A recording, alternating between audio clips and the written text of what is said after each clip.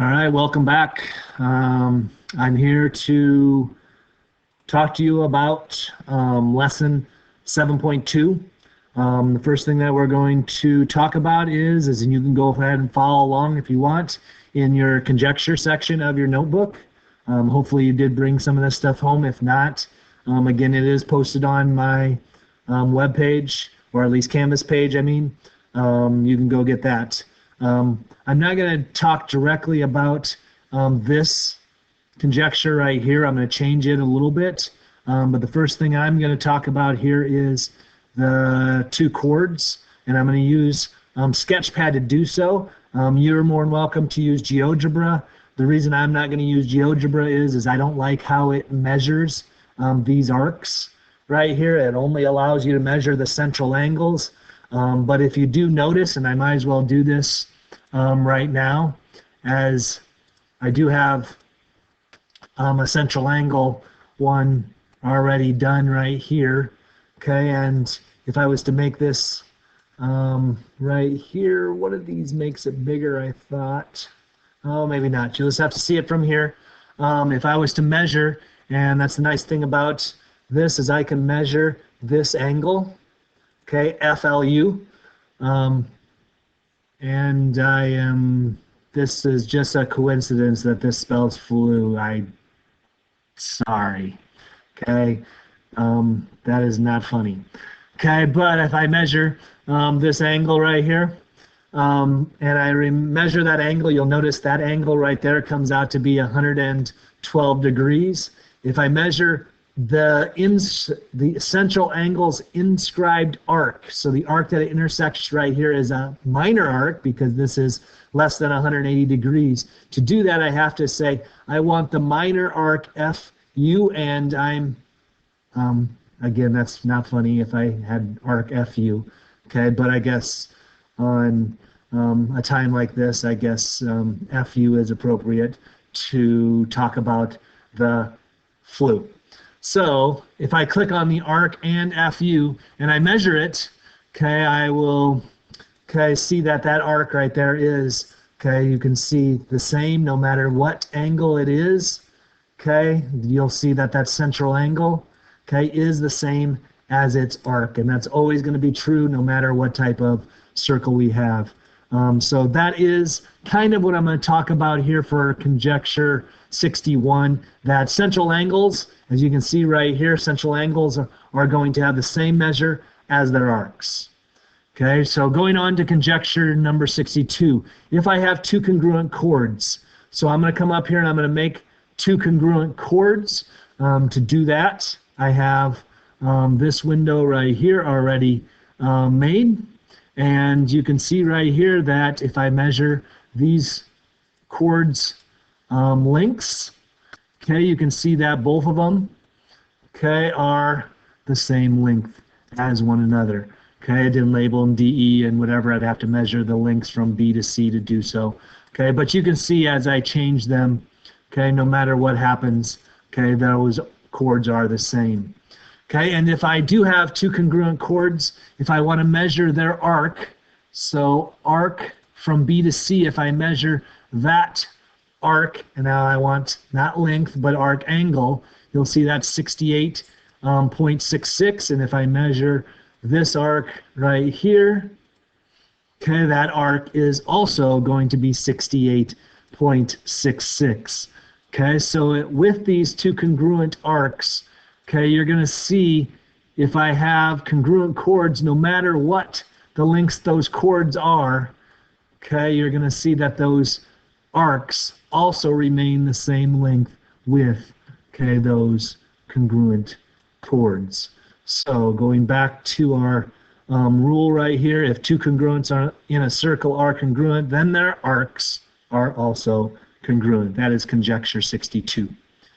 Okay, and you can do this by hand as well, but it says construct a large circle, mark the center, construct two non-parallel congruent chords that are not diameters, which I've already done, and construct perpendiculars from the center to each chord. So I can now do that same thing right here. Let me put this off to the side. We know those are the same length. We know those are the same arcs.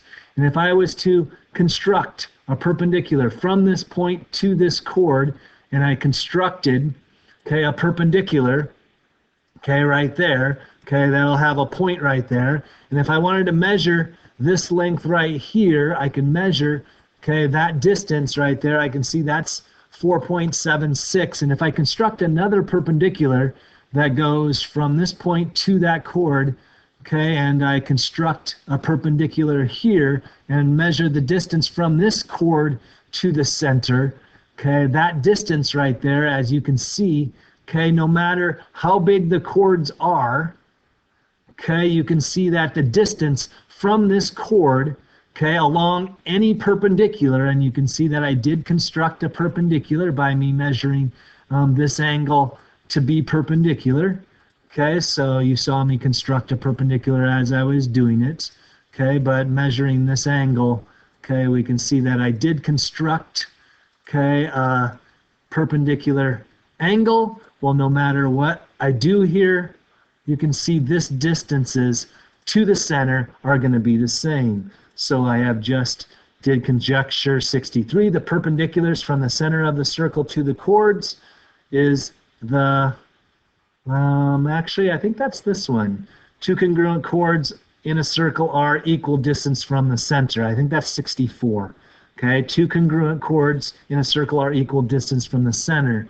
Okay, to get actually 63, all I have to do is measure this length from D to F. Okay, and you'll notice that's 2.07, and this right here, voila, is going to be also 2.07. You can see that if I do construct a perpendicular, that it will bisect this chord. It not only bisects this chord right here, but the one thing you will notice here is if I measure this arc from this measurement right here, this arc measurement, that's 35 degrees. Okay, and you will see that this arc HE is also going to be 35 degrees. So not only is, okay, this, okay, F is the chord going to be cut in half, which I had right here. Here's FE's length, and here is DE's length. Okay, you can see that stays, okay, the same length no matter what I did. Okay, I can come over here and I can measure the same length. Okay, right over here, measure this distance as 2.71, and you can see that this distance right here is also going to be, okay, 2.71. Obviously, these chords right here were congruent, so definitely these pieces right here were going to be the same measure as well. So that goes into my conjecture right here that says on conjecture 63, the perpendicular from the center of the circle to the chord is the perpendicular bisector of the chord. So that is a perpendicular bisector of the chord.